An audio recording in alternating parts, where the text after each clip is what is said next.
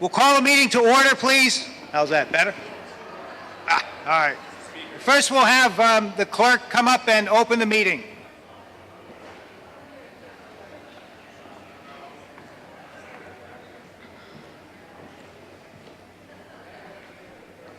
To either of the constables of the town of Halifax and the county of Plymouth, greetings. In the name of the Commonwealth of Massachusetts, you are hereby directed to notify and warn said inhabitants of said town qualified to vote in elections and in town affairs to meet at the Halifax Elementary School in said Halifax on Monday, the 8th day of May, next at 7:30 o'clock in the afternoon, then and there to serve and act on the following articles. And you are directed to serve this warrant by posting up attested copies thereof at the Town Hall, Halifax Post Office, and 3 other public places in said town, 7 days at least before the time of holding said meeting. Hereof fail not, and make due return of this warrant with your doings thereon to the town clerk at the time and place of meeting as aforesaid. Given under our hands this 11th day of April in the year of the Lord 2017, Kim Roy, Thomas Milius, Troy Garin, Thomas Hammond, Constable. Thank you, Mrs. Gaynor. If you would all please rise, gentlemen, remove your hats and join me in the Pledge of Allegiance. I pledge allegiance to the flag of the United States of America and to the republic for which it stands, one nation, under God, indivisible, with liberty and justice for all. Thank you. We have a couple of brief announcements to begin tonight's meeting. The first announcement, just to remind anyone who has forgotten or anyone who's new to town meeting, in order to be recognized, you need to get the moderator's attention. I would be the moderator. The best way to do that is to stand, call out Mr. Moderator, and stand until I see you there, and then I'll call on you as everyone has a chance. We don't take questions from the floor. You have to come up to the microphone. We'll ask you to identify yourself so that our minutes are accurate as to who is speaking on what topics. As everyone should know, the Halifax bylaw has a lottery system for the selection of articles. And by that, we will pull them, except for the first 4, in a random selection. The one exception to that is when the moderator has reviewed the articles and sees and understands that one or more are related to each other. And just so that you know, questions number 21 and 22, I find are related to each other. So we will have to, whichever one comes up first, question 21 will have to be decided before question 22. I don't know when that will be, but whenever it does, that's what we'll do. We also have a couple of editorial changes to Article 4. So if you look at your Finance Committee handout, if that's what you're looking at, line number 25, which is the clerk's salary, currently reads 52,379. That's a mistake. It should read 54,036. That's 54,036. And then on the funding page, which is page 25 of the Finance Committee book, under notation F, where it says from solid waste fund revenue, the figure that's printed is 77,962. The correct number should be 220,428. That's 220,428. Also, we need to add one additional funding notation. That would be O, and that will be from the capital PEG Access Fund. The amount for that is $202,000. And going to line item number 134 on your on the warrant.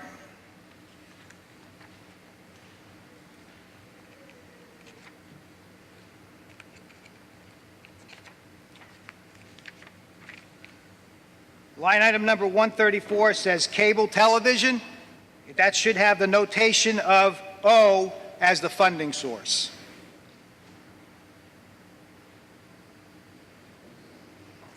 Get that right, Sandy? Okay. Okay, moving on to the articles. Article 1 is proposed by the Board of Selectmen. We have a motion for Article 1.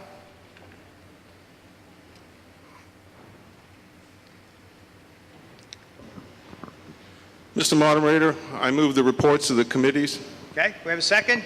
Second. Motion and a second. Mr. Milius, go ahead if you have a report.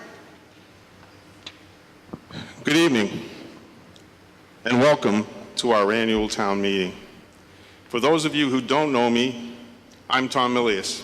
I'm just one of your select persons. I'm going to ask your indulgence and bear with me for a few, I promise, short remarks. As you all know, it's here at town meeting that we join together, and I want to emphasize together, to contemplate and debate the articles brought before us to determine the future and quality of life in our community. I'm certain you've all heard the expression that what you are about to participate in this evening is the purest form of democracy we have left, where every vote made by every member counts and counts immediately. I also offer to you that this, our form of democracy, can be called the cruelest form of government, where we ourselves, in our efforts to protect ourselves, maintain what we have, and prepare for our future, inflict upon ourselves the financial responsibilities of our decisions here tonight. We all have roles to perform. I see the role I play, and indeed all of the members of our collective government, as one of working to serve the needs of all of our residents. I see our responsibility to identify those needs that are immediate and to anticipate and plan for the future needs of our community and present those needs to this body. Your role, of course, and the role of each and every member of this body, is to debate and determine the merits of each article presented, not just the articles that only enhance our personal lives, but also help others and contribute to our community as a whole. That community that we all live in together to the best of our collective ability. Of course, the financial impact of our decisions weigh differently on each of us. Some of us are more capable than others to bear the financial implications of the decisions that may be made here this evening. We cannot and should not be insensitive to the hardships some decisions may bring, but we cannot base every decision on that alone. You not only moved into a residence, but also that community I keep talking about. I have heard over and over throughout the years this comment: there they go, spending our money.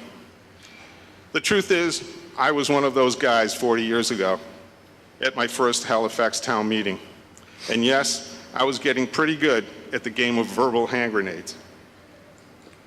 Then I took up a challenge, the challenge to come in from the cold and literally into the heat.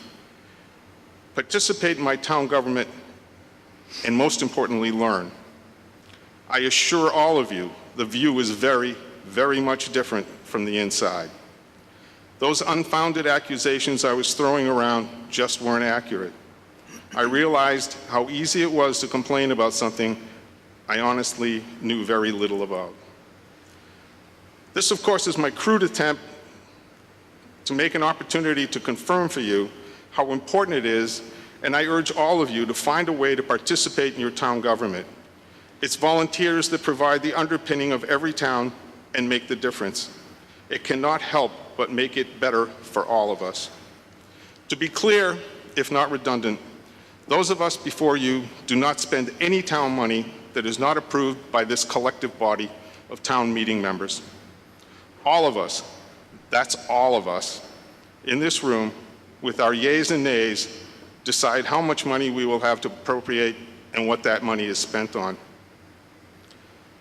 As we proceed here to do our work and make the decisions that matter, I urge you to please continue to be mindful that we all have different opinions about what we need, what we should be trying to achieve, and what costs we want to bear. Whatever the outcomes, whether our opinions prevail or fail, please remember, We will all still be neighbors tomorrow, and we all had the opportunity and indeed the privilege to participate in that democracy that we like to call pure. Thank you. Do we have any other reports from any other town? Yes, Mr. Andrews. Good evening, everyone. So just an update on the numbers that are printed in the warrant. So tonight, we had a few more articles that we had to make recommendations on. In the book, we have listed that we will have about $600,000 less than the tax maximum levy. So after our recommendations that have taken place tonight, there will be $561,228.76 to be unexpended as of this town meeting. That will make the upcoming estimated year's tax bill $5,513. This year's current tax bill is $5,516. There is a $3 decrease between this year and next year. This does not account for the spending that has taken place for the debt exclusion and the possible spending that will take place for the recommended articles on the borrowing for the Council on Aging project and the fire suppression project. Those articles, you will be spending money tonight, but they will not hit your 2018 tax bill. They will hit your 2019 and your 2020 tax bill, and you will see a large jump in those tax bills because of what occurs here tonight. So just to follow through again, this Finance Committee board has had a lot of discussion over not only this year's tax bill, but the upcoming tax bills as well. So you will see a decrease as long as your assessment stays the same relatively to this fiscal year. You should see a $3 tax bill drop. But the upcoming years, you are going to see a drastic increase from spending money on borrowing for the 2019 and the 2020 tax bill. So I just want to make that clear tonight. Thank you very much. No other reports. We'll move on to Article 2. Article 2 is proposed by the Wage and Personnel Committee. Mr. Milius, Ms. Ruxton, you move the article as printed in the warrant. Anything else I can do to help you with this?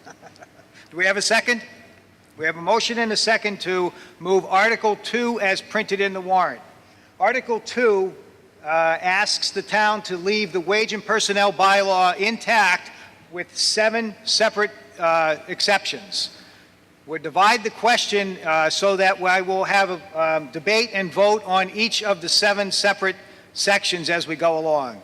So if you look at the page 8 of your handbook there from the, oops, no, I'm sorry, that's the wrong one. Yes, page 8 is the first one. So the first request in the wage and personnel bylaw is a 2% to grant all non-union wage and personnel employees an across-the-board wage increase of 2%. Ms. Ruxton, it's your motion if you'd like to speak to it.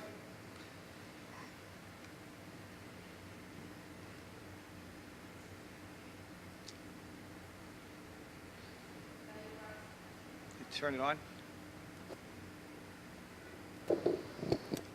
Diane Rock. That's good. Can you hear me? Yeah.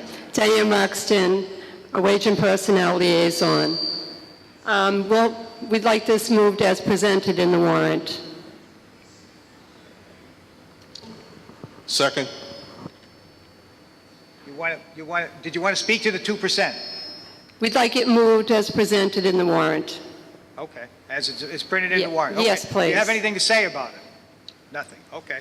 Any debate on the first part of wage and personnel bylaw? That would be a 2% across-the-board increase for non-union employees. Mr. Moderator.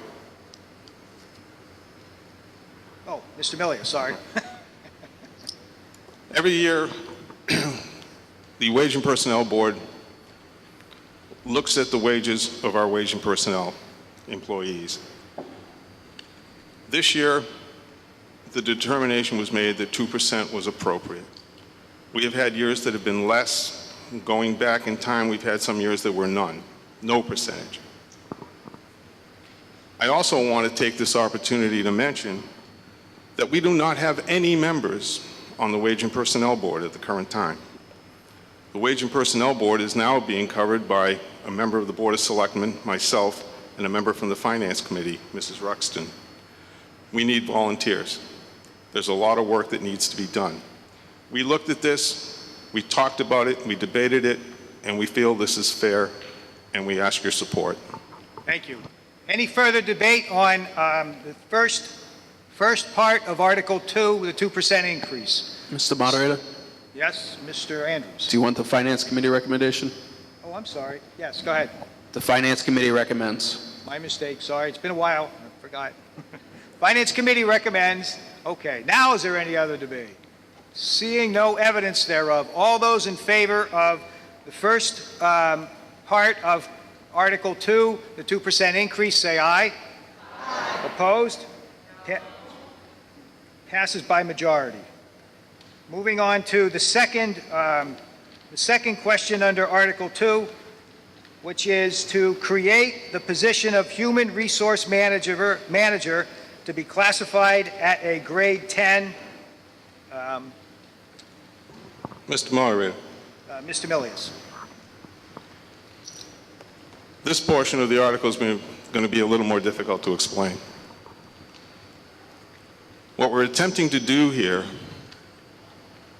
is extract a position, or at least some of ours, that are currently being used in the Collector Treasurer's office for the purpose of personnel, and administrator of benefits, insurances, compliances, all of the things it takes to run a town and keep your employees safe, informed, and protect the town. This does not just include wage and personnel employees. This position will also function for all of the benefit packages for all of our employees, including the union employees and our teachers, which is a significant amount of people.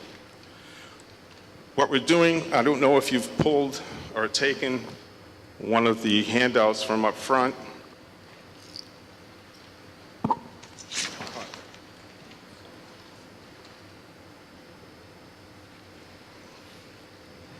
That would be the one that I can't find at the moment. I wanted the one with the numbers. Yeah, the numbers, yeah.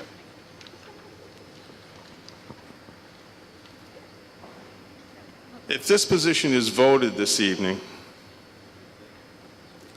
then the treasurer clerical budget will be reduced by $33,686.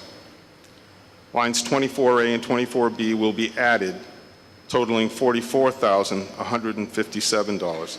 And yes, this position is going to cost some money. It will be an increase of $10,471.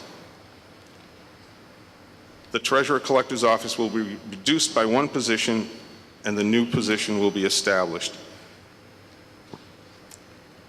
I'm having a hard time explaining this because it's hard to view sitting in that audience. This position has been brought up once before, and truthfully, the explanation was almost as poor as the one I'm giving you now. This is a little bit of a faith item. We in the building have identified this. It is a very necessary position, in my personal opinion. It will save us over the long run, doing things correctly and having somebody to do them and having somebody responsible specifically for these functions. I'll try to handle any questions anybody has. I'm not sure any more explanation is going to be that helpful, to be perfectly honest. If anyone has a question, we will absolutely try to answer it for you as thoroughly as possible. Okay. Finance Committee's recommendation. The Finance Committee did not come to a majority decision on this, so we do not recommend based on that. All right, based on the vote, they do not recommend. Do we have any debate? Yes, ma'am. Come up to the front, please. You have to just Hi. tell us your name. Can you That's hear fine. me? I'm Susan Vogt, 14 Deer Run Road in Halifax. I'd like to disclose that I've been the secretary for the Wage and Personnel Board for the past 6 years. However, tonight I'm speaking as a taxpayer. I do not feel that the town of Halifax needs a human resource manager at this time. I vetted this position for the Wage and Personnel Board all 3 times that it has been proposed. And after speaking with the benchmark towns, which are, and can I say what the towns are? Acushnet, Berkeley, Carver, Dayton, Freetown, Hanson, Lakeville, Rochester, and Whitman. Those are the towns that we compared our findings to. None of them employ a human resource manager, and the human resource benefit management duties are handled the way it is in our town right now currently. I feel with our tax rate being so high, higher than any of these benchmark towns I just mentioned, our money should be spent in other areas, and I hope the taxpayers will agree. We do not need this position at this time. It's a grade 10, it's a high position, it's a management position, and we don't need it. Thank you. Okay, thank you. Any further debate? Yes, ma'am, in the front. Oh, gosh. Hi, Mr. Moderator. Marie Cody, 46 McClelland Road. I agree with Sue. I asked the Finance Committee weeks ago if, compared to other benchmark towns, what exactly makes Halifax so unique that we need an HR position. This little supplemental form says that it's not the creation of a new position. It is. It's a grade 10 position. The only grade 10s in town are department heads. So if you pass this position, you are creating another department in Town Hall. There is a new salary. It's a grade 10 salary. The difference between reducing the salary in the treasurer's office right now and that might be $10,000 this year, but that's to start because I assume that will be a grade 10 at step 1. And it says with no new duties, which I thought that was the whole point of it, and obviously a new salary. As an employee of the town, I'm not speaking for the department for which I work, but we do have a wage and personnel board that is empty, and thank you both, Diane and Tom, for serving on it.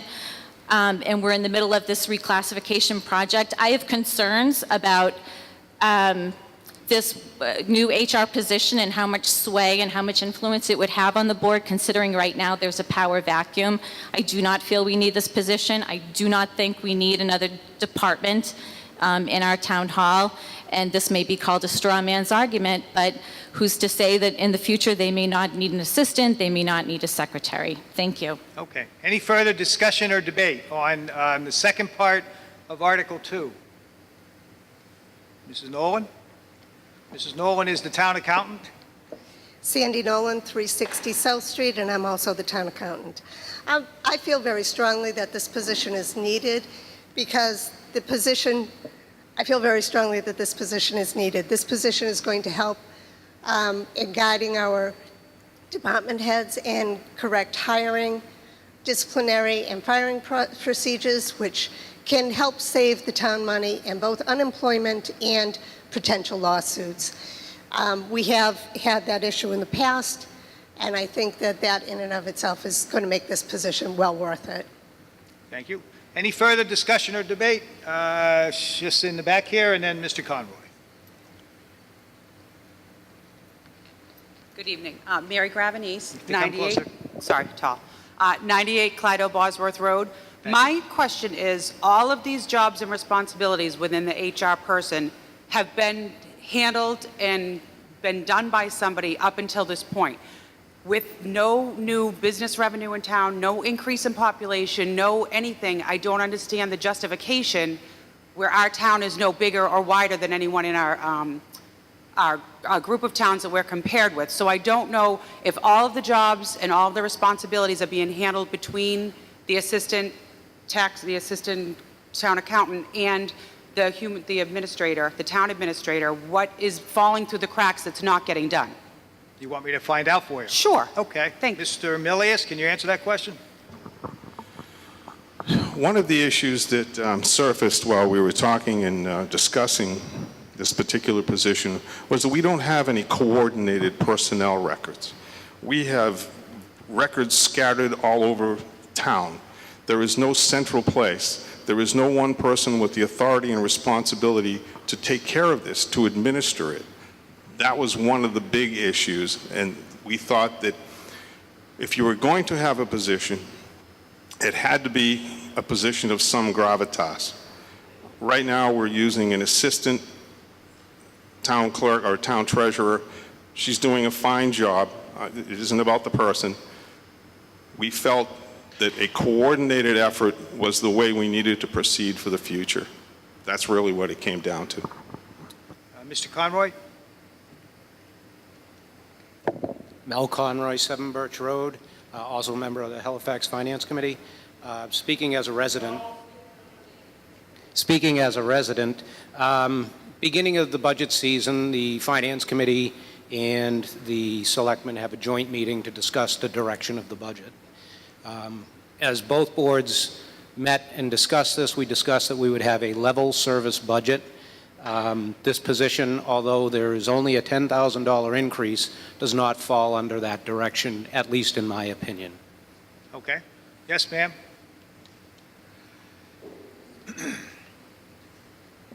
Marie Cody, 46 McClelland Road. I wouldn't go so far as to say that personnel records are scattered all over town. My personnel record is with my department head, as is every other employee's in town. They are. And more to that, your yearly reviews are submitted to Wage and Personnel as part of your step increase, and even once you're at the top of your step. So I would hesitate to categorize it that there's no organization to any of that. We do have department heads. That's who we answer to. There's mass employee assistance as well. And we go to the town administrator and our assistant treasurer, as our other benchmark communities do. So speaking as a resident and taxpayer, the taxes for my home are $6,700 a year. When my husband retires from the military in 4 years, I won't be able to stay here. So you're going to lose a town employee. It's too high. And I just think the last thing this town needs is another department. Thank you. Okay, thank you. Any other discussion or debate on second part of Article 2? Mrs. Nolan? The point that was just made about the personnel files being kept with the department heads, is one of the issues. If there is a lawsuit in the town, the attorneys always go for the official personnel records, which at this time are supposed to be in the treasurer's office because we have no other place for them. They will look only at that. They do not call department heads for their personnel records. So therefore, they're not getting all the information if there is a lawsuit. We have less to defend the town with. Okay, thank you. Yes, ma'am?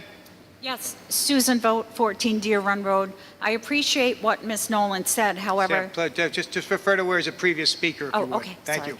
you. I just feel like, why should the town and the taxpayers have to hire a manager at a grade 10 for something that can be done as a housekeeping issue? If the files need to be in one place, put the files in one place. Why do we need to hire a manager for that? Thank you. You want to answer that question? Oh, Mrs. Hanson. Casey Hanson, 15 Chestnut Road. I've got a question. Why can't we ask the department heads for their personnel files if we have a lawsuit? It seems to me that the department heads should be keeping their personnel files because that's their employees they're dealing with. But if we have a lawsuit from the town, it's a really easy phone call.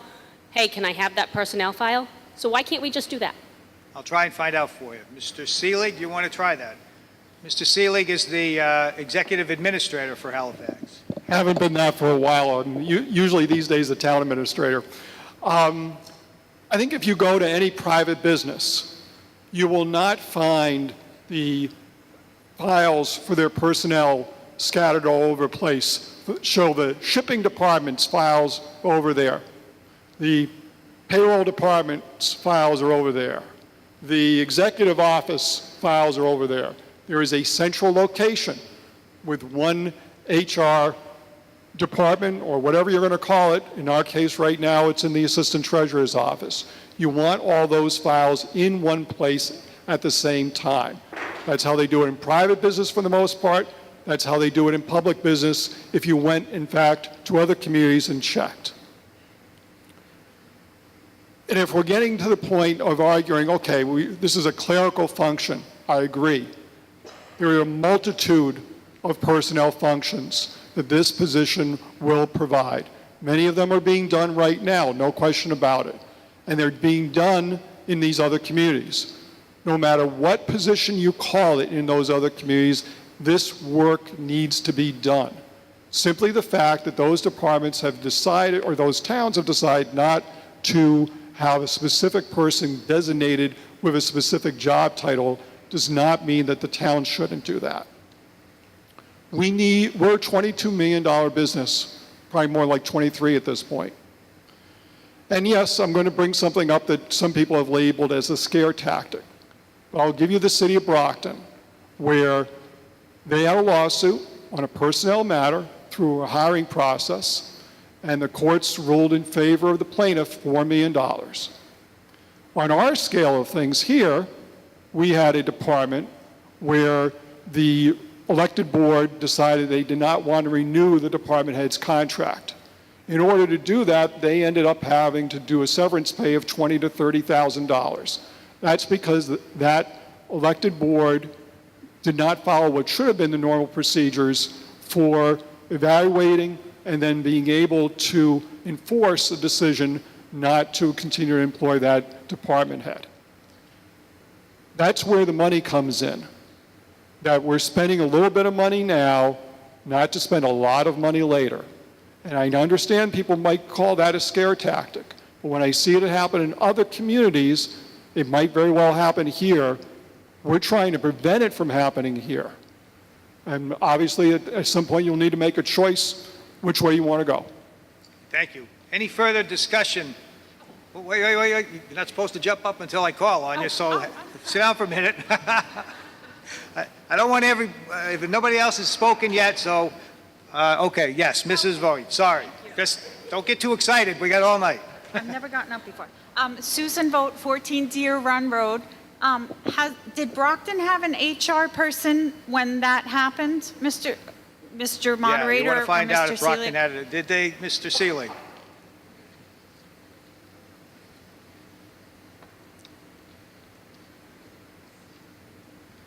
Yes, they did. And that's why you want to get a good one. Okay. In the back there?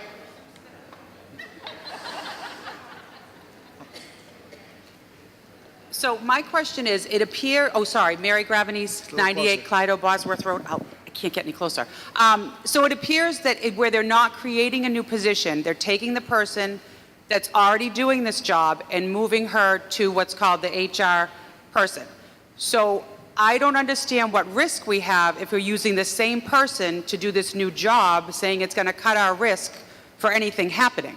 If she's already doing the position and handling the responsibilities, what will it change by changing her title and increasing her salary $11,000? I'll try and find out for you. Thank you. Can somebody want to answer that question? Mr. Milius? Just to be clear, because it's a new position, this position gets advertised. This is a whole new position. There is no guarantee of who's going to be in this job. Okay. Any further discussion? Oh, I'm sorry, you're standing. Come on up front, and don't forget to yell, Mr. Moderator, so I know you're up there.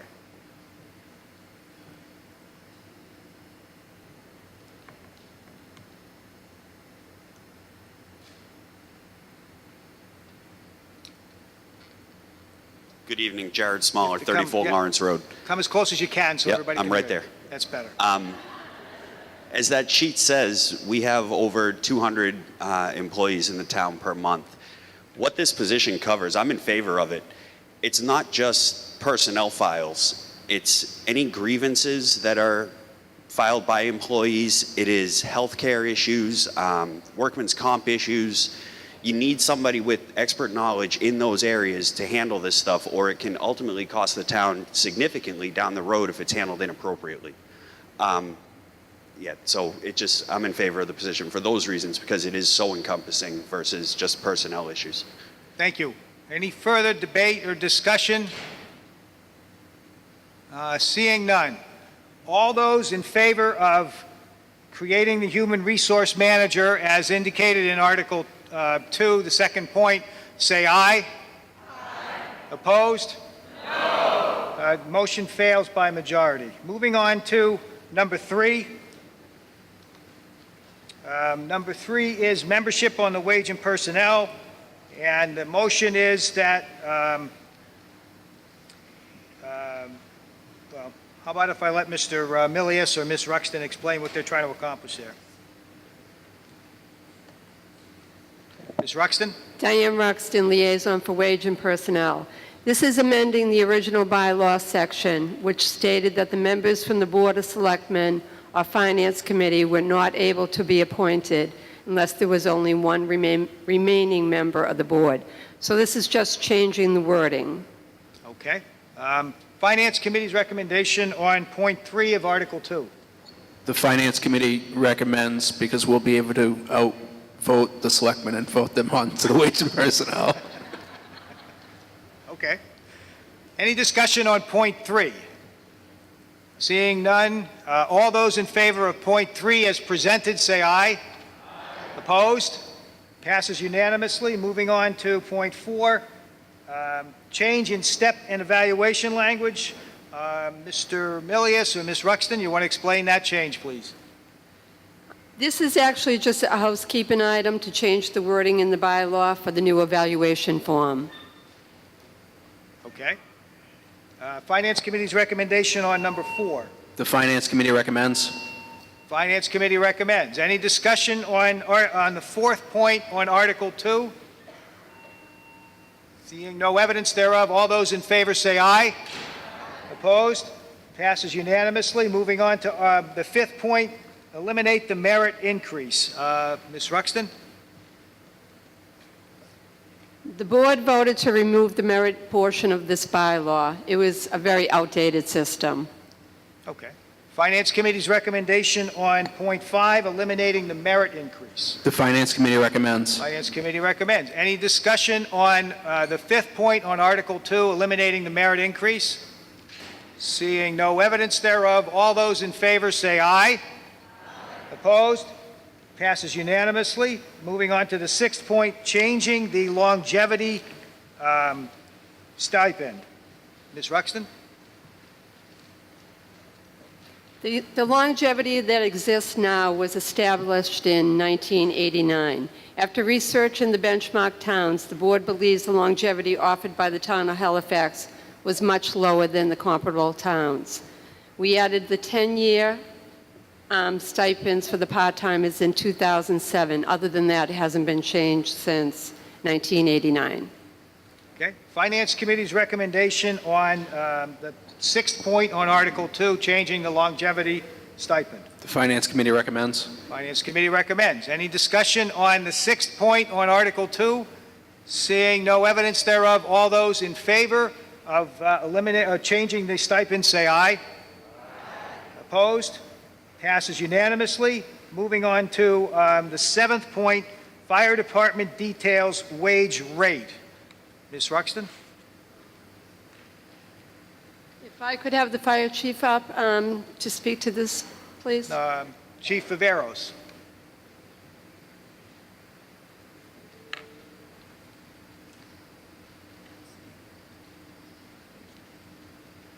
Jason Viveros, Fire Chief. This article is to change the detail rate for firefighters that fall under the Wage and Personnel bylaw to $50 per hour. The reason I recommended this was the union detail rate is currently $50 an hour, and when we were receiving requests for details, it's very difficult to quote businesses how much the detail is going to cost, because there was a difference between the wage and personnel firefighters and the union firefighters. So changing it to $50 will put everyone on at the same level, and they're providing the same service. Okay, thank you. Finance Committee's recommendation on the 7th point of Article 2. The Finance Committee recommends. Finance Committee recommends. Any discussion on the 7th point of Article 2? Seeing no evidence thereof, all those in favor say aye. Opposed? Passes unanimously.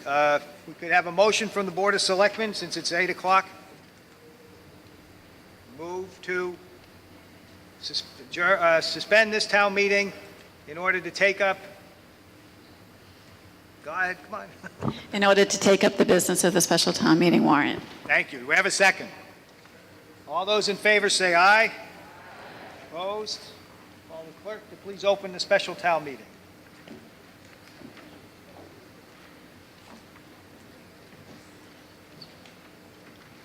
To either of the constables of the town of Halifax and the county of Plymouth, greetings. In the name of the Commonwealth of Massachusetts, you are hereby directed to notify and warn the inhabitants of said town qualified to vote in elections and in town affairs to meet at the Halifax Elementary School in said Halifax on Monday, the 8th day of May next at 8 o'clock in the afternoon, and then in the act on the following articles. And you are directed to serve this warrant by posting up attested copies thereof, the Town Hall, Halifax Post Office, and 3 other public places in said town, 14 days at least before the time of holding said hearing. Hereof fail not, and make due return of this warrant with your doings thereon to the town clerk at the time and place of the meeting as aforesaid. Given under our hands this 11th day of April in the year of our Lord 2017, Kim Roy, Thomas Millius, Troy Garin, Thomas Hammond, Constable. Thank you, Mrs. Gaynor. Moving on to Article 1 of the, I'm sorry, we have to do this by lottery. Do this by lottery. Article 6. 6? 6. Article 6.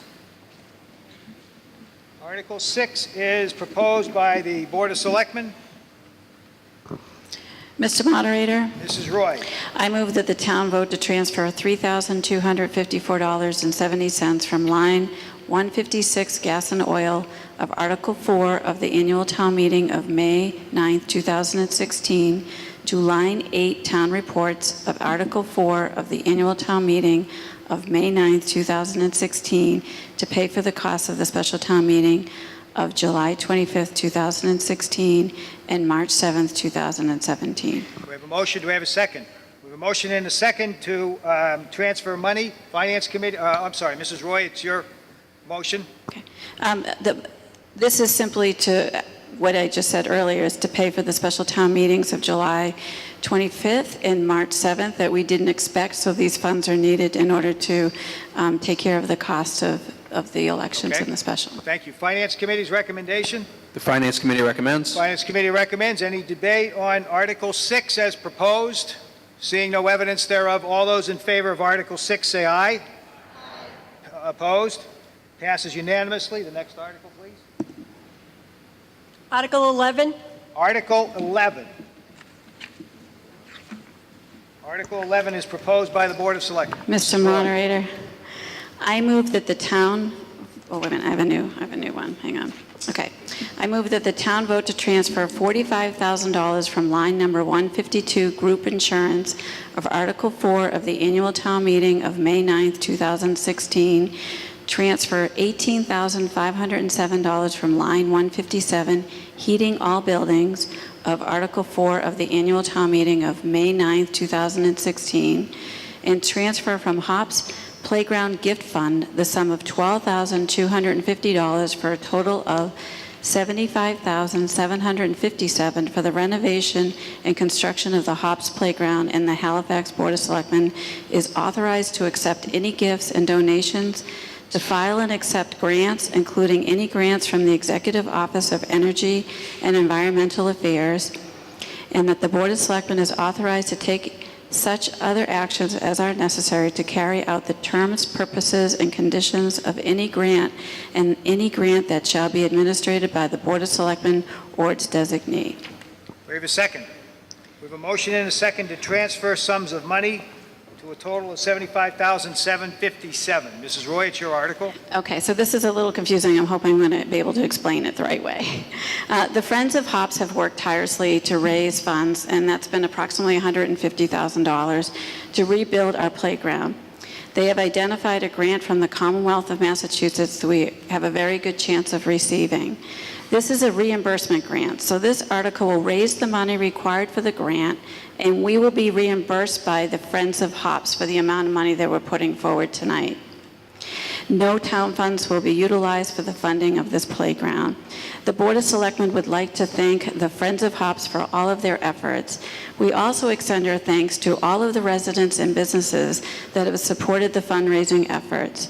Whether you have run in the Hop for Hops, and by the way, the next one is June 11th, so get your sneakers ready, or shopped at the Shop for Hops, or attended the Chop for Hops, or watched Hazel the Cow plop for hops.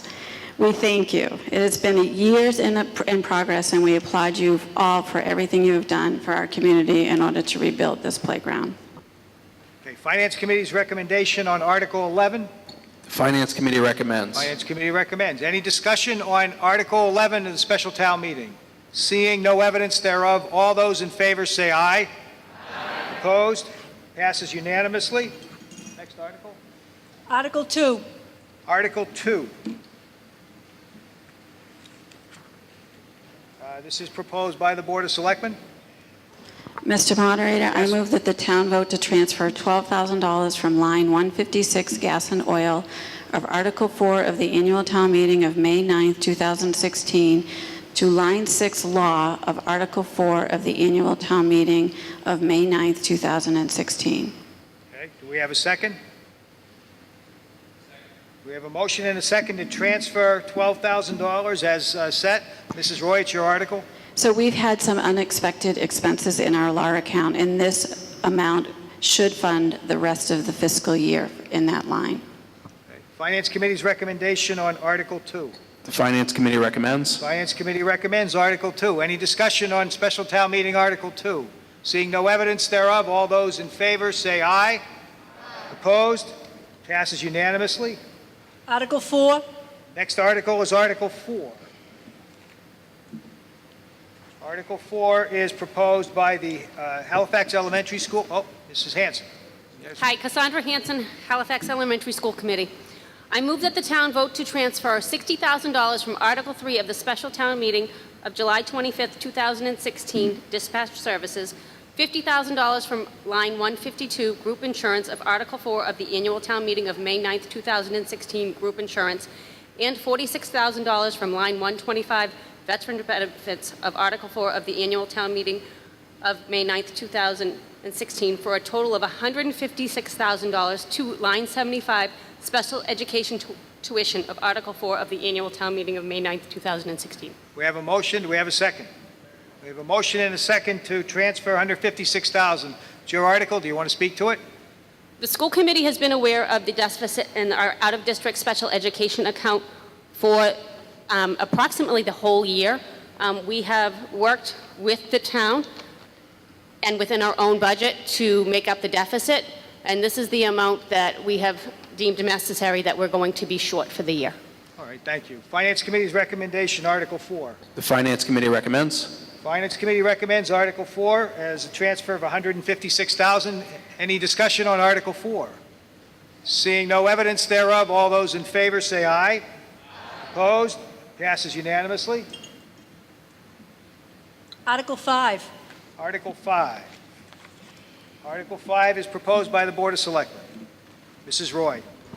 I move that the town vote to transfer $1,998.56 from Monpont Pond status signs and $28,822.51 from MTBE stabilization for the total amount of $30,821.07 to the Monpont Pond management account for expenditures related to algae remediation, invasive weed monitoring, and any other programs or actions to improve the quality of the Monpont Pond. Do we have a second?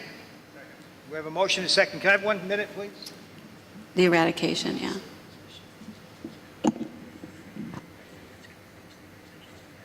Do we need 2/3? This is a transfer from the stabilization fund, so we will need a two-thirds vote. Mrs. Roy, it's your article.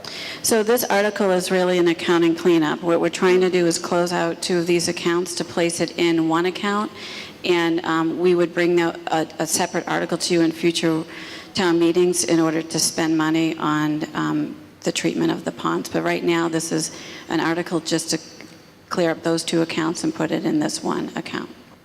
Okay. Finance Committee's recommendation, Article 5.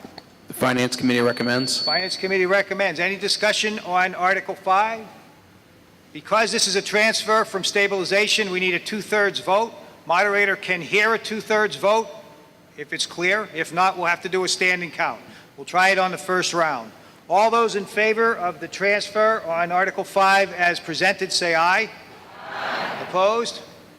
Unanimous vote, it passes. Next article. Article 9. Article 9, which is proposed by the Board of Selectmen. Mrs. Roy, or Mr. Garrett.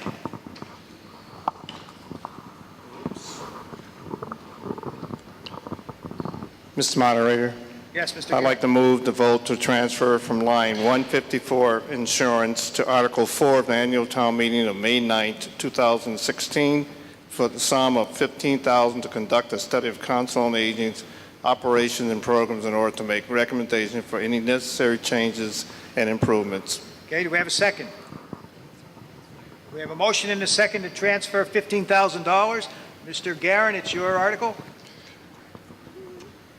Mr. Moderator, we've been trying for years, and we want to make for sure that everything is in order if and when the new building is built.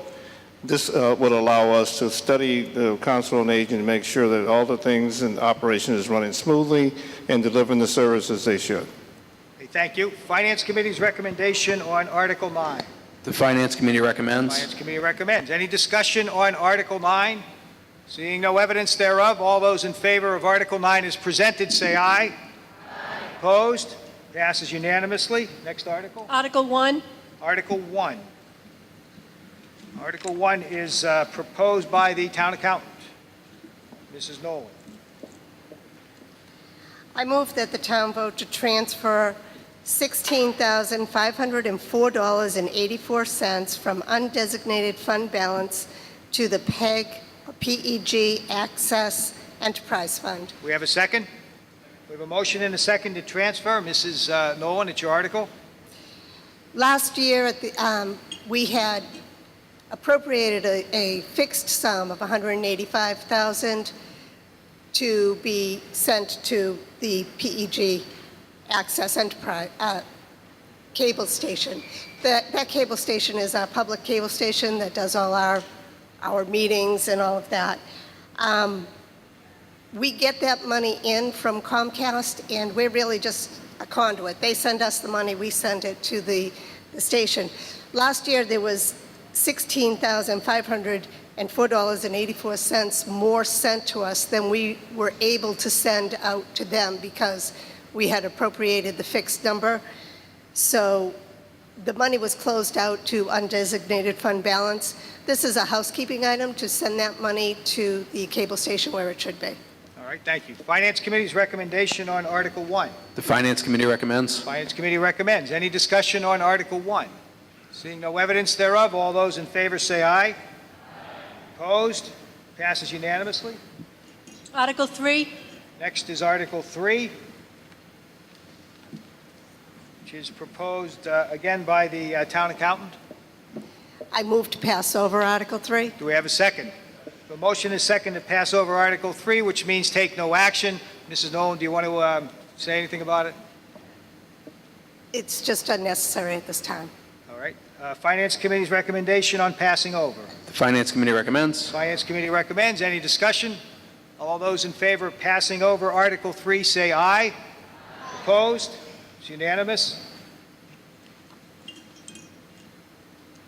Article 8. Article 8. Article 8 is proposed by the Selectmen, Board of Selectmen. Mr. Moderator, Mr. Garrett.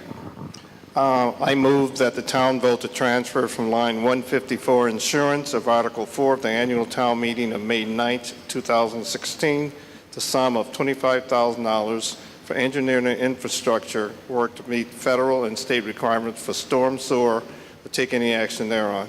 Okay, we have a second. We have a motion and a second to transfer money under Article 8. Mr. Garin, it's your article. Mr. Moderator, one of the problems we have with the lake right now is the fact that we have a lot of sewage and other material that's flowing in from the street and sidewalks, and we have just recently passed federal standards that we need to meet. $25,000 will give us the engineering funds to accomplish this. Okay, thank you. Finance Committee's recommendation, Article 8. The Finance Committee recommends. Finance Committee recommends. Any discussion on Article 8 as presented? Seeing no evidence thereof, all those in favor say aye. Opposed? Passes unanimously. Article 10. Next is Article 10. Article 10 is proposed by the Board of Selectmen. Mrs. Roy. I move that the town vote to transfer from line number 86, snow and ice, of Article 4 of the annual town meeting of May 9th, 2016, the sum of $150 to pay for a streetlight on pole number 3 on Indian Path Road beginning on July 1st, 2017. We have a second. We have a motion and a second to transfer $150. Mrs. Roy, it's your article. This will pay for pole number 3 on Indian Path for a streetlight. Okay. Finance Committee's recommendation, Article 10. The Finance Committee recommends. Finance Committee recommends. Any discussion on Article 10 as presented? Seeing no evidence thereof, all those in favor say aye. Opposed? Passes unanimously. Last one. Article 7. Last article is Article 7, proposed by the Treasurer Collector. Yes, ma'am. Pamela Ducey, Treasurer Collector. Come a little closer if you would so everyone can hear you. Thank you. I move that the town vote to transfer from line 86, snow and ice, of Article 4 of the annual town meeting of May 9, 2016, the sum of $5,000 for the town's unemployment compensation account. We have a second. We have a motion and a second to transfer $5,000. Do you want to speak to your article? I'm replenishing the unemployment fund for any claims for next year. All right, thank you. Finance Committee's recommendation on Article 7 as presented. The Finance Committee recommends. Finance Committee recommends. Any discussion on Article 7? Seeing no evidence thereof, all those in favor say aye. Opposed? Passes unanimously. The Board of Selectmen wants to make a motion to dissolve the special town meeting and then therein resume the annual town meeting. So moved. We have a second? All those in favor say aye. Opposed? We go back to where we left off in the annual town meeting. We've completed Article 2. We now begin Article 3, which is proposed by the Finance Committee. Mr. Andrew. Mr. Moderator, I move that the town establish the salaries of several town offices for July 1st, 2017 to June 30th, 2018 as follows. Moderator, $200. Town clerk, $53,036. Selectmen each, $1,500. Treasurer collector, $68,145. Assessors each, $1,500. Highway surveyor, $72,294. Okay. Do we have a second? We have a motion and a second to establish salaries as set forth.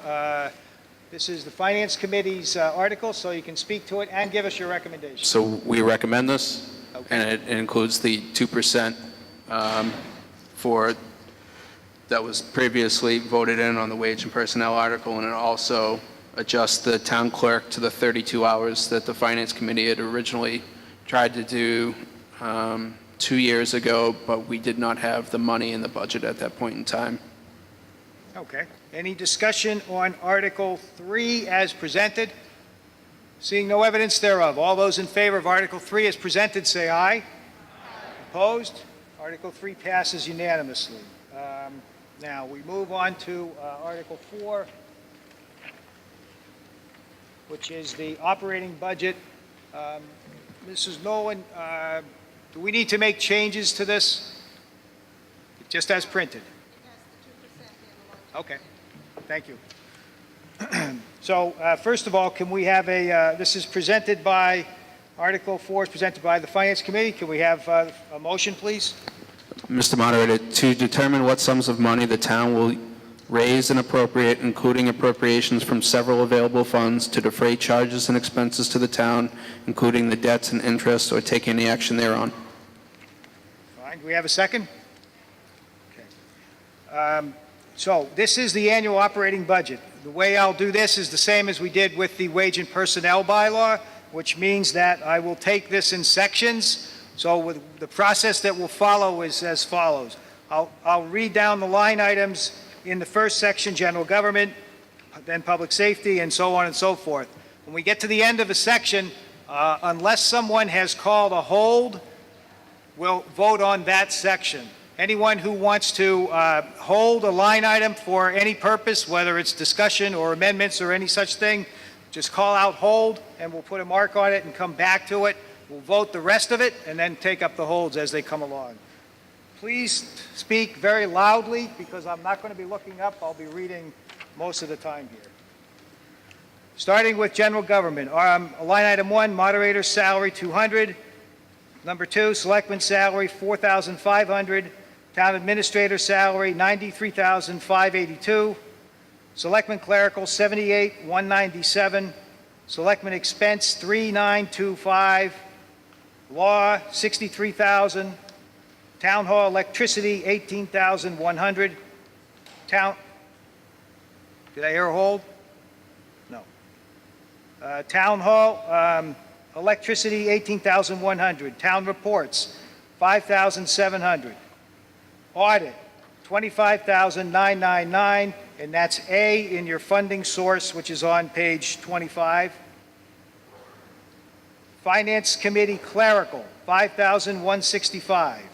Finance Committee expenses, $359. Accountant salary, $75,572. Accountant clerical, $49,772. Accountant expense, $1,625. Data processing, $90,462. Assessor's salary, $4,500. Assessor's appraiser, assessor appraiser principal salary, $71,545. Assessor clerical, $63,424. Assessor expense, $13,615. Office machines expense, $73,000. Treasurer clerical. What's that? Oh, I'm sorry, thank you. $7,300. Office machines. Line item 20 is $7,300. Treasurer clerical, $61,302. Treasurer expense, $6,500. Treasurer tax title, $2,500. Treasurer banking and payroll expense, $8,300. Clerk salary. Hold on that.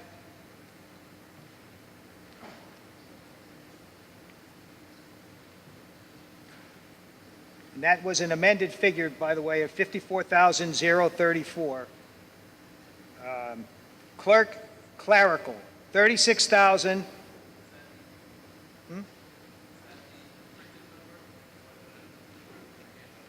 Say loud. On the clerk salary? Yeah. The clerk salary is 54036. No hold. So there's no hold on line item 25, $54,346. Clerk clerical, line 26, $36,673. Clerk expense, line 27, $4,930.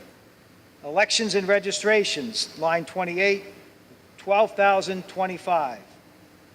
Line 29, treasurer collector salary, $69,145. Line 30, collector clerical, $63,624. Collector expense, $14,850. Line 32, wage and personnel clerical, $5,164. Wage and personnel expense, line 33, $250. 34, recruitment and employment costs, $7,500. Line 35, Conservation Commission expense, $1,100. Line 36, Planning Board expense, $2,000. Line 37, Board of Appeals expense, $825. Line 38, Regulatory Clerical, $71,175. Line 39, Building Committee Clerical, $11,208. Line 40, Building Committee expense, $450. Town Buildings Custodial, line 41, $188,859. Line 42, Town Buildings expense, $32,810. Line 43, Town Buildings Preventive Maintenance, $48,051. Line 44, Town Buildings Snow and Ice expense, $3,000. I'm hearing no holds. All those in favor of general government through line 44, say aye. Opposed? Passes unanimously. Moving on to public safety, beginning with line 45 in the police. Line 45, police chief salary, $102,627. Line 46, police wages, $1,004,954. Line 47, police training, $8,714. Line 48, police clerical, $44,872. Line 49, police expense, $62,485. Line 50, police station electricity, $24,100. Line 51, police cruiser maintenance, $11,000. Hearing no holds on lines 45 through 51, which would be public safety police. All those in favor say aye. Opposed? Passes unanimously. Moving on to public safety fire, beginning with line 52. Fire chief salary, $103,597. 53, fire clerical, $41,450. Line 54, fire wages, $898,892. Line 55, fire training, $58,831. Line 56, fire expense, $30,000. Line 57, fire station maintenance, $16,785. Line 58, fire vehicle equipment maintenance, $25,565. Line 59, ambulance supplies, $21,500. Line 60, ambulance billing, $7,500. Hearing no holds on line items 52 through 60, which would be public safety fire. All those in favor say aye. Opposed? It passes unanimously. Moving on to public safety, other public safety. Line 61, emergency management expenses, $1,545. Line 62, building inspector wages, $64,557. Line 63, building inspector assistant wages, $2,115. Line 64, building inspector expense, $4,750. Line 65, sealer of weights and measures salary, $2,568. Line 66, sealer of weights and measures expenses, $527. Line 67, animal control officer salary, $18,056. Part of that is funded through B, which is listed on page 25 of the Finance Committee book. Line 68, animal control officer expense, $4,616. Again, also funded through B, which is from the dog fund. Hearing no holds on line items 61 through 68. All those in favor say aye. Opposed? Passes unanimously. Moving on to public safety communications. Line 69, communications center wages, $15,150. Line 70, communications center expenses, $0. Line 71, dispatch services, $150,450. Hearing no holds on public safety communications, lines 69 through 71. All those in favor say aye. Opposed? Passes unanimously. Moving on to schools, line item 72, elementary school, $5,300,271. Line 73, vocational education, $189,000. Line 74, special needs tuition, $1,758,999. Line 75, special needs transportation, $422,769. Line 76, Silver Lake Assessment Operating, $4,280,676. Line 77, Silver Lake Assessment Debt, $478,296, and that's from C, which is under the debt exclusion. Hearing no holds on schools, which would be line items 72 through 75. All those in or 77 rather. All those in favor say aye. Aye. Opposed? Passes unanimously. Moving on to Public Works Highway. Line item 78, highway surveyor salary, $72,294. 79, highway wages, $299,966. Line 80, highway clerical, $41,469. Line 81, highway expenses, $6,221. Line 82, highway barn maintenance, $10,100. Line number 83, highway equipment, $48,500. Line item 84, highway town roads, $74,355. Line 85, highway snow and ice, $177,509.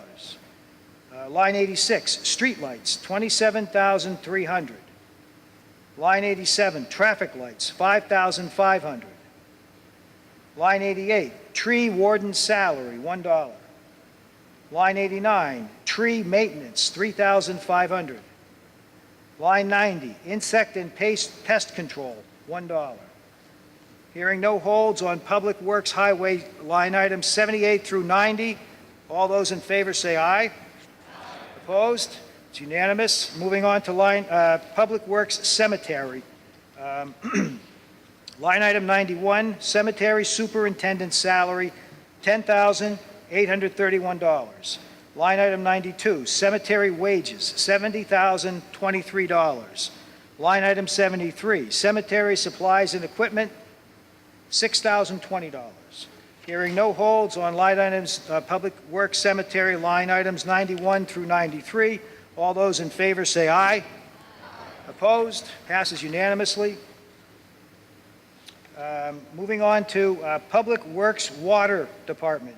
Line item 94, water superintendent salary, $76,560. Line item 95, water wages, $192,640. Line item 96, water clerical, $53,558. Line item 97, water supply, $182,100. Line item 98, water insurance, $60,579. Line item 99, water retirement, $19,000. Line item 100, water legal fees, $1,500. Line item 101, water meters, $25,000. Line item 102, water, gas, and oil, $13,750. Line item 103, water vehicles, $9,000. Line item 104, water tower and wells maintenance. Thank you.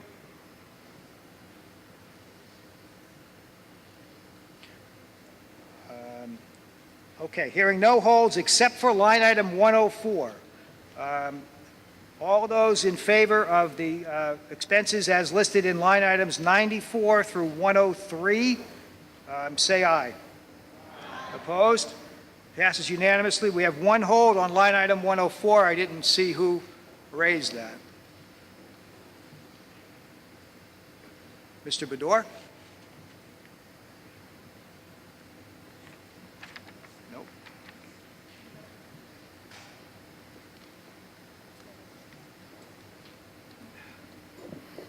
Kevin Rogers, 25 9th Avenue.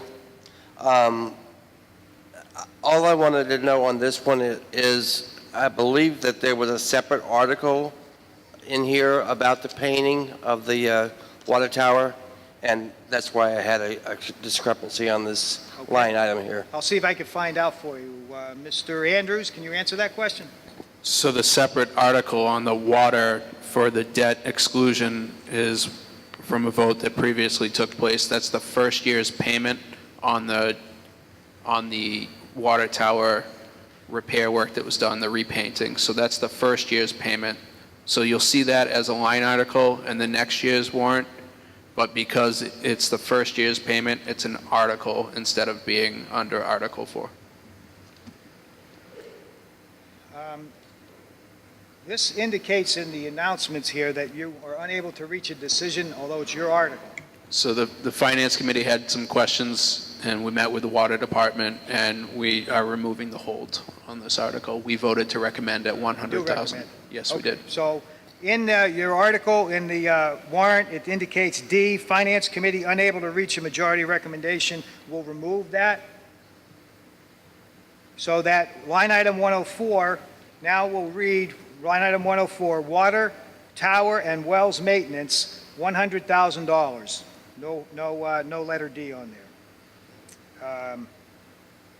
And then the total of all of this, line item 94 through 104 is at E, which is from water fund revenue. All those in favor of line item 104 for $100,000 as just indicated, say aye. Aye. Opposed? That passes unanimously. Moving on to Public Works Solid Waste. Line item 105, Recycling Office Clerical, $28,819. Line item 106, Recycling Office Expense, $3,190. Line item 107, Recycling Center Wages, $70,122. Line item 108, Recycling Center Expense, $28,000. Line item 109, Hazardous Waste Collection, $12,335. And line item 110, Trash Collection Disposal, $227,962. And the total of Public Works Solid Waste comes from F, which is Solid Waste Fund Revenue, and in part in Solid Waste Fund Retained Earnings. Hearing no hold on line items number 105 through 110, all those in favor say aye. Opposed? Passes unanimously. Moving on to Health and Human Services, line item 111, Board of Health Clerical, $41,939.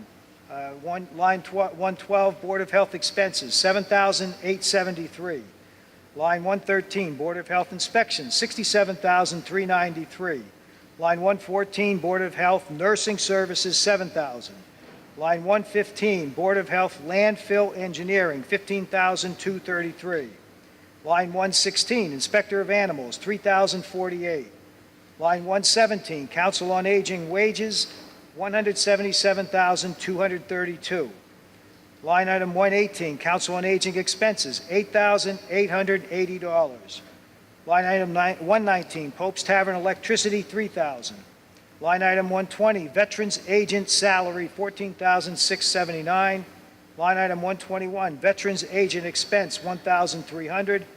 Line item 122, Veterans Service Officer, 0. Line item 123, Veterans Benefits, $195,700. Line item 124, Housing Authority, $1. Excuse me. Line item 125, ADA Expense, $1. Hearing no holds on Health and Human Services, line items 111 through 125. All those in favor say aye. Aye. Opposed? Passes unanimously. Moving to Culture and Recreation, line item 126, Library Director Salary, $60,682. Line item 127, library wages, 161,644. Line item 128, library expense, 97,505. Line item 129, youth and recreation wages, 16,127. Line item 130, youth and recreation expense, 13,216. Line item 131, youth and recreation director, $17,050. Line item 132, parks wages, $100. Line item 133, parks expenses, $450. Line item 134, cable television, $202,000, with the notation that it comes from O, which is an add-on into the funding notes, which comes from the PEG account.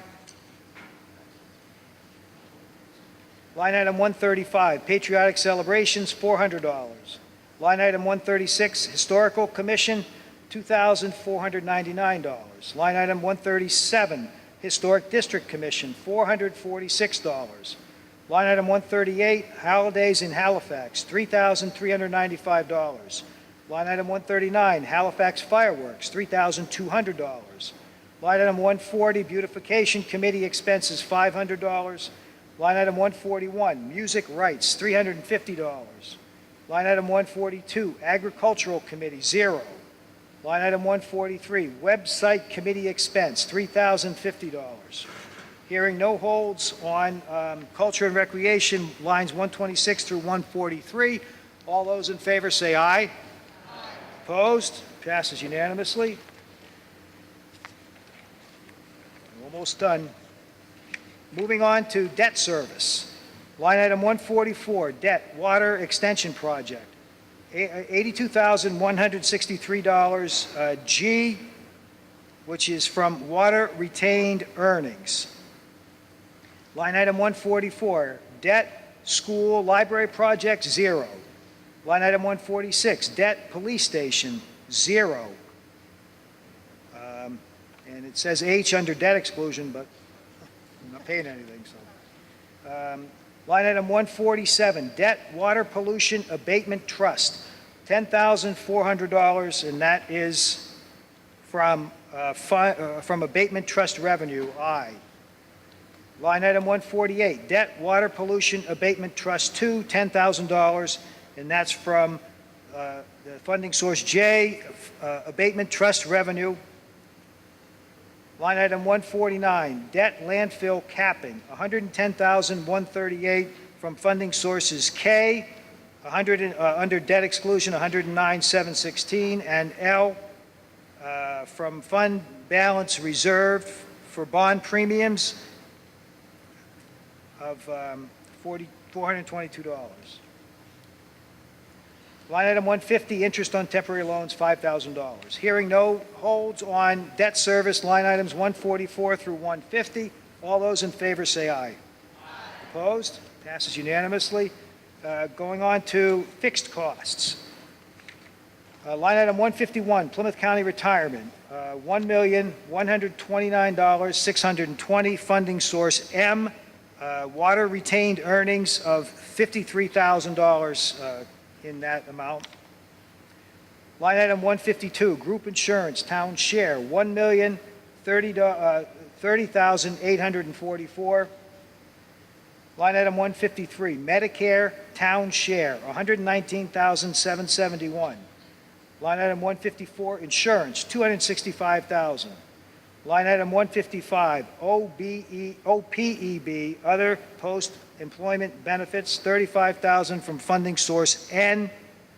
Annual town meeting, Article, May 2016, Article 22. Line item 156, telephone, $29,200. Line item 157, gas and oil, all departments, $110,000. Line item 158, heating, all buildings, $62,500. Hearing no holds on any of the fixed costs, line items 151 through 158. All those in favor say aye. Aye. Opposed? Passes unanimously. We now go into the law.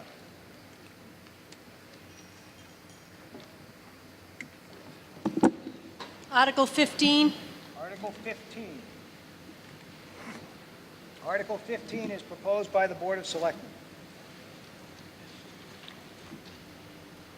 Mr. Guerin. Mr. Moderator, I move the town vote transfer from undesignated funds the balance sum of $150 for the use of the trustees for County Corporate Extension Service and authorize the selectmen to appoint a town director within 15 days as provided in revised Chapter 128, Section 41 of the Mass General Laws. We have a second. We have a motion and a second on line item 15. Mr. Guerin, it's your motion. I'm sorry, article number 15. Basically, this is something that we do on an annual basis, and if anyone enjoys 4-H, the Marshville Fair, and all the good things that happen there, this extension service is one that causes this to happen. Okay. Finance Committee recommendation. The Finance Committee recommends. Finance Committee recommends. Any discussion on Article 15? Seeing no evidence thereof, all those in favor say aye. Opposed? Passes unanimous. Next article. Article 44. Article 44.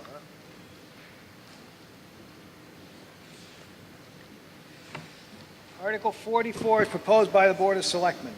Mr. Moderator, Mrs. Roy. I move that the town vote to accept Bourne Drive and Danson Road. Oh, wait.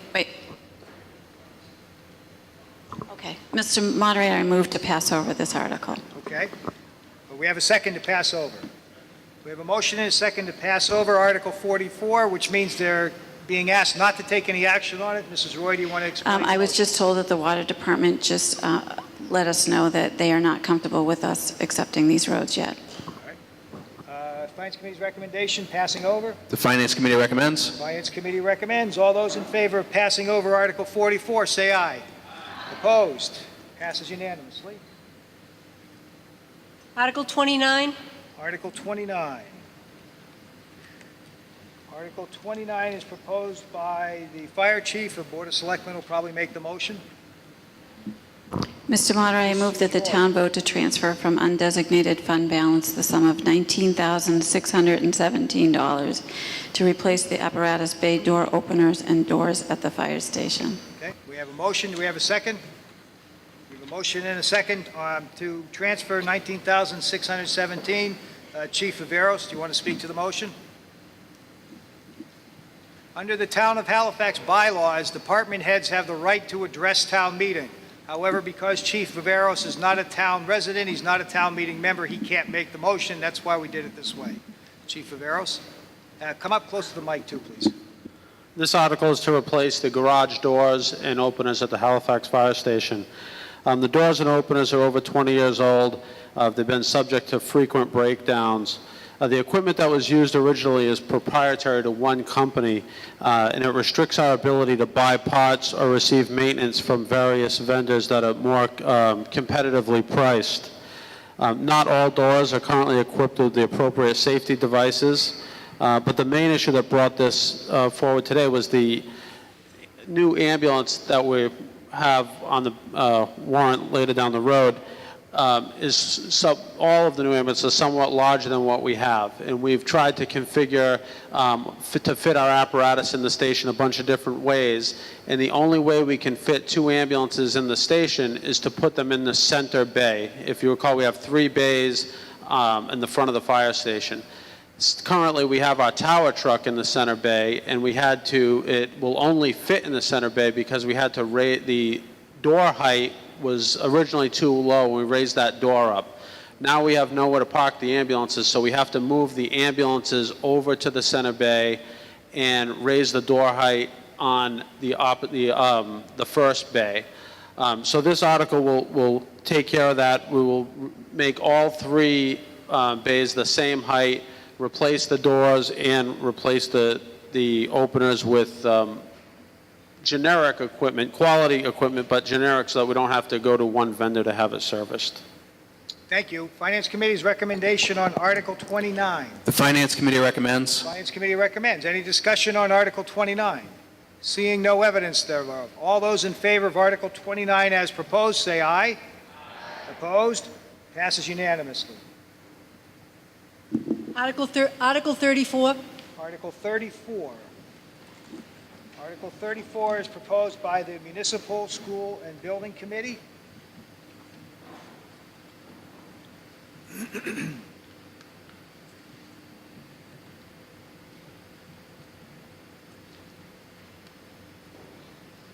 I think Mr. Elliott's preparing to come up and speak to it.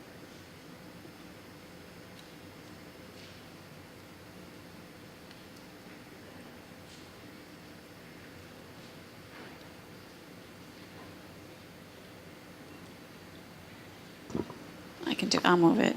I move that the town vote to transfer from undesignated fund balance the sum of $9,500 to replace 2 furnaces as part of a completing Phase 2 of the furnace replacement at Town Hall. We have a motion. Do we have a second?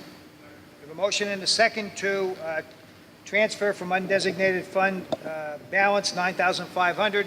Mr. Elliott, it's supposed to be your motion. Thank you, Mr. Roy, for getting to my saving. This is part of the 3 phases that we're trying to improve the town hall efficiency in the furnaces. We replaced one of the old 1950 furnaces back 3 years ago. We replaced one of the other furnaces last year. We're just trying to close out and make everything efficient with the last 2 furnaces. Okay, thank you. Finance Committee's recommendation, Article 34. The Finance Committee recommends. Finance Committee recommends. Any discussion on Article 34 as presented? Seeing no evidence thereof, all those in favor of Article 34 say aye. Aye. Opposed? Passes unanimously. Article 41. Article 41 is proposed by Mr. Garin. Will make the motion.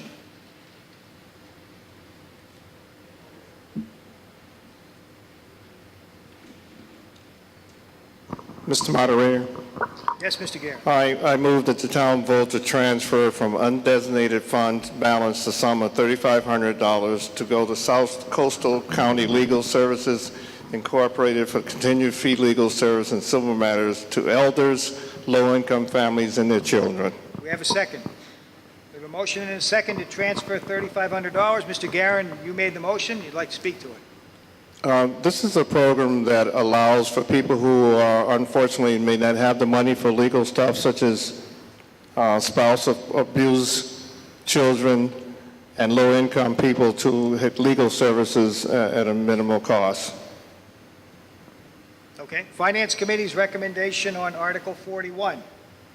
The Finance Committee recommends. Finance Committee recommends. Any discussion on Article 41? Seeing no evidence thereof, all those in favor say aye. Opposed? Passes unanimously. Article 30. Article 30. Article 30 is Board of Selectmen making this motion. Thank you.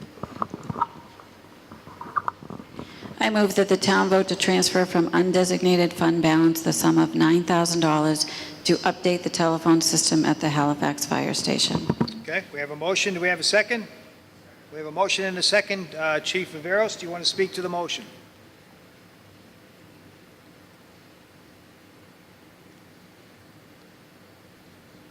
Jason Viveros, Fire Chief.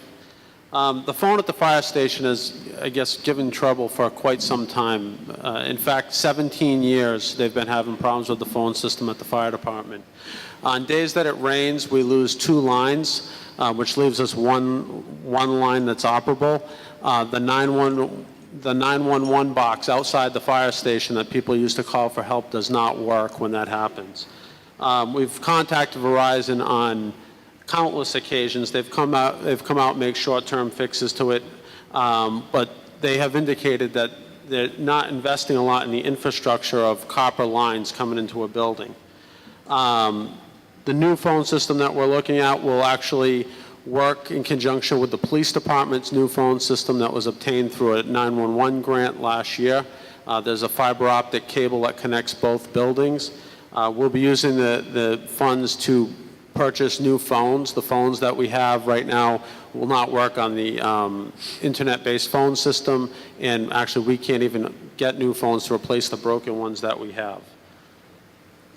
Okay, thank you. Finance Committee's recommendation, Article 30. The Finance Committee recommends. Finance Committee recommends. Any discussion on Article 30?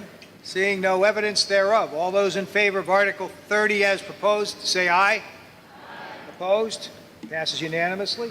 Article 40. Article 40. Article 40 is Board of Selectmen motion.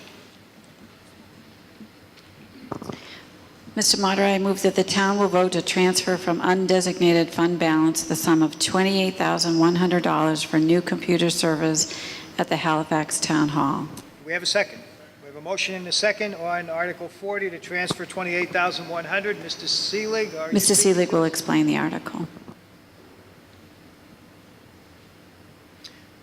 Just like the fire chief, Mr. Seelig is a department head and has the right to address town meeting, but because he's not a town meeting member, he can't make the motion. Mr. Seelig. My daughter is a junior in college. The servers that we want to replace are about as old as she is. That's really what it comes down to. We need much more reliable equipment. The servers have done yeoman's work, but it's time for them to go to the Happy Server Farm, and we'll get new ones. Okay, thank you. Finance Committee's recommendation, Article 40. The Finance Committee recommends. Finance Committee recommends. Any discussion on Article 40? Seeing no evidence thereof. All those in favor of Article 40 as proposed, say aye. Aye. Opposed? Passes unanimously. Article 23. 23.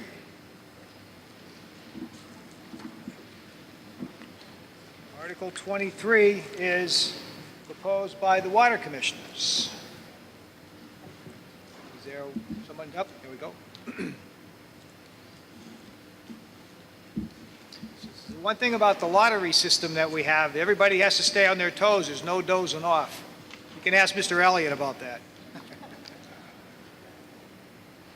that. Keith Swanson, the water superintendent, to see if the town will vote to transfer the sum of $49,435 from the water department, retained earnings account to purchase and equip a new service truck and sell or trade the 2004.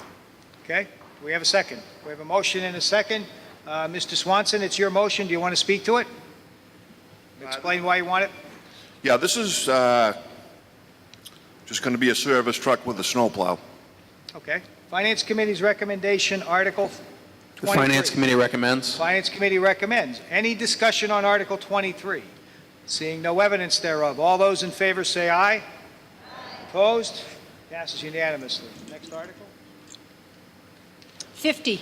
5-0. Article number 50. Okay. This is proposed by Board of Selectmen, I believe.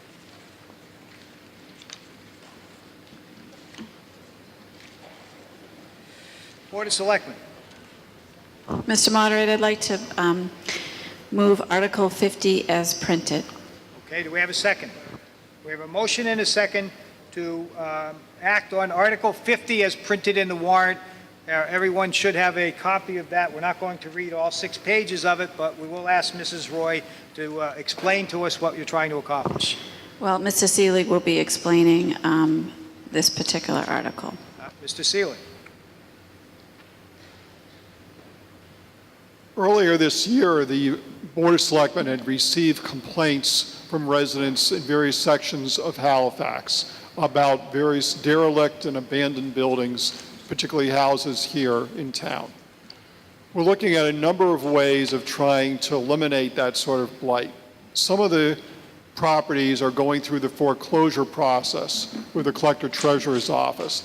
That's a process that can take up to a year and a half, and we're not doing anything different with those. The bylaw is not designed for those properties. When we're talking about foreclosure, we're talking about properties that have been foreclosed by a bank or a mortgage company. And what many times unfortunately happens is the bank or mortgage company will allow the property not to be maintained. What we've seen in other communities is that they will pass an ordinance or a bylaw that forces the bank or mortgage company to start registering those properties and gives them a financial incentive, in essence, to maintain the properties. And our real hope is then to sell the properties so that somebody else will move in and then maintain those properties. That's the emphasis of the bylaw. It does not deal, as I mentioned, with properties going through the tax sale foreclosure.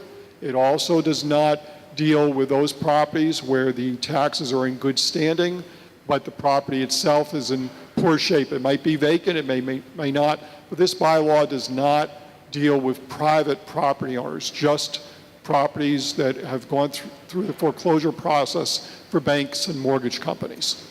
Okay, thank you. Finance Committee's recommendation on Article 50. The Finance Committee recommends. Finance Committee recommends. Any discussion on Article 50 as presented? Yes, sir. Come on up front.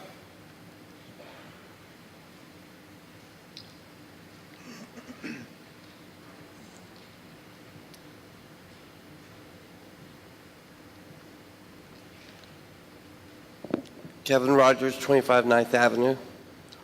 This is a very long article, but as I recall reading it, there were, for the foreclosed properties, there were going to be inspections, I believe, once monthly or something like that.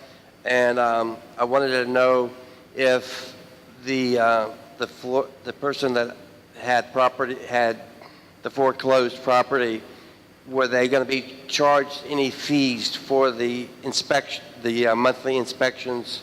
If that's not the case this year, I think it should be added to the warrant for next year.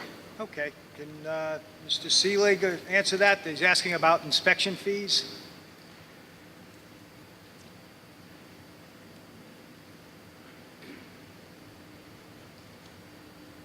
We do have a registration process. There's an annual $100 fee for that. If we don't charge a monthly fee for the monthly inspection, I think that's a good idea. I'm not ready to bring that to town meeting today, but it's a good idea and we can consider it at a future town meeting. Okay.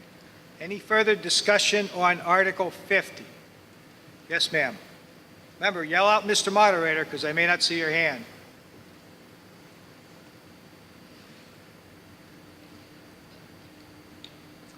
I'm Maria Burke, 54 Cedar Lane. I am one of those unfortunate persons that had a foreclosed property next to me for 3 years. And it's a terrible thing to live next to when everyone else in the neighborhood is trying to keep up their house. It just looked like a blighted zone there. The grass was not mowed. There was trash in the driveway, trash next to the house, a broken window in back, weeds 3 feet high, untrimmed hedges. It's not what you would like to live next to, so I'm firmly in favor of that. Thank you. Any further discussion on Article, yes, sir, in the back there, Article 50?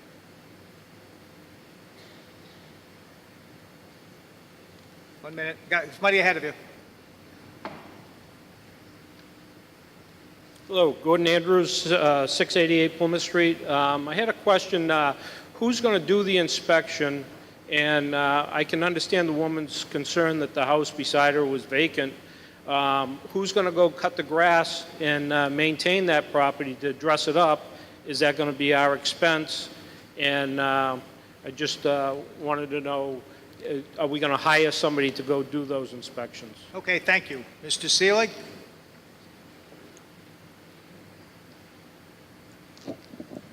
Inspections would be done through the building commissioner's office. If the property is not maintained, there's a fine of $300. And in fact, the fine can be $300 per day. So there'll be a definite financial incentive for the property owner, the mortgage company or the bank, to in fact maintain the property.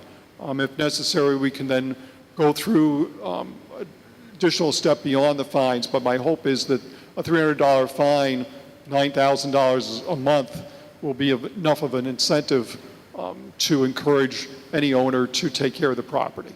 Okay. Yes, sir, you had a question here on the end? Yep. Yeah. Come up closer and... Kirk Betcher, 75 Haywood Street. Thank you. Because a property's been foreclosed on does not mean it's vacant. If somebody is residing in that property, they're still a tenant until they're actually court ordered out of that property. If they don't maintain it, obviously the bank should maintain it and stuff like that, but I wonder about the liability to the town if there's, without giving proper notice to the people that still reside in the building, about coming onto their property, because there's still tenants there, and tenants have rights. Okay, I'll try and find out for you. Mr. Seelig?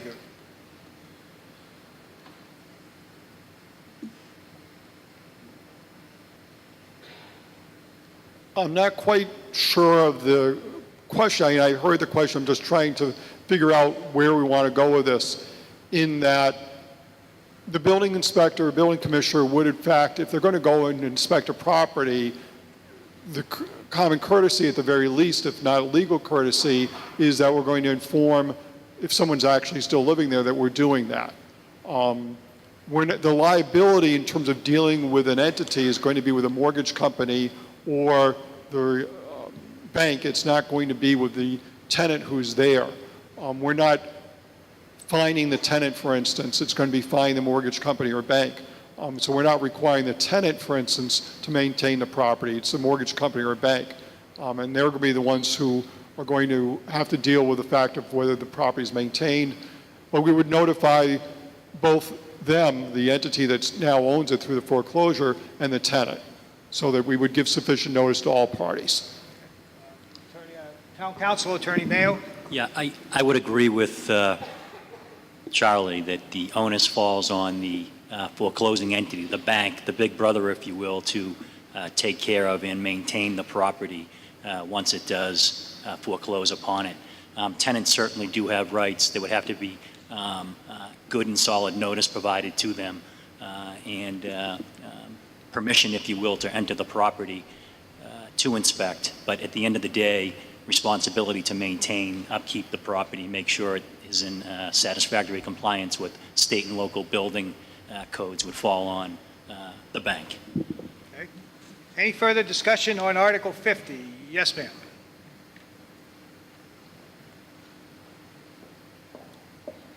Hi, I'm Amy Troop with 10 Hillside Avenue, and I was making sure that the article isn't about homes that are paying their taxes, but maybe they are vacant for a few years. I wanted to be sure that those were not included. Mr. Seelig?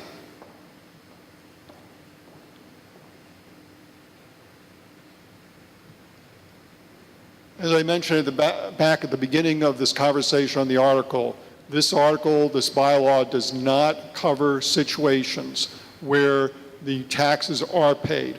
We have properties going through tax title foreclosure with the town. They're over here. We're dealing with them already. Properties over here, taxes are paid, but the property's in poor shape. This bylaw does not apply to them. We're only applying this to properties that are going through the foreclosure process with a bank or mortgage company. Any further discussion on Article 50? Yes, sir. I believe this article is unconstitutional based on the First Amendment illegal search and seizure. If the town official goes on the property and does not have a warrant to be on that property, does not have permission to be on that property, then he's committing an illegal act by the federal government.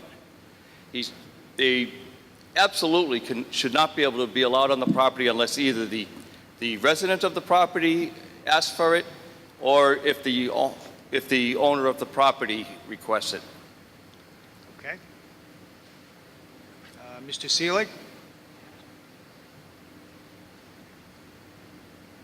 I will let town council go to more specifics, but in many cases it will be fairly obvious without even going onto the property about whether the lawn is mowed, the condition of the house, broken windows, basically if the thing's falling apart. That's not going to require anybody to go on the property, and no one's rights are going to be violated in that case. I would say that if in terms of the building commissioner's powers, council can speak to that. The inspector, in many cases, if a warrant's needed to go on the property, they'll do that. But I believe in many cases their powers of inspection are unusual, let's put it that way. But council could speak to that. Yeah, I think the simple fact is if either I think the simple answer is that if either the tenant on the property and/or the bank did not allow the building inspector on the property to conduct an inspection that was within the realm of his authority or responsibility, then he'd simply have to move for a warrant. You'd move to the district court or the superior court for a warrant, which would allow the inspector a right of access onto the property in order to carry out his statutory functions. It's as simple as that. There's no provision in this bylaw that states or allows for the local building inspector unfettered access at any point in time in order to carry out or enforce the provisions of this bylaw. Again, other, as you would suggest, constitutional provisions would apply, and that would be the right and/or the obligation to move the court for a search warrant, if you will, an administrative search warrant or a civil search warrant. Any further discussion on Article 50? Seeing no evidence thereof. All those in favor of Article 50 as proposed, say aye. Aye. Opposed? Passes by majority. Next article.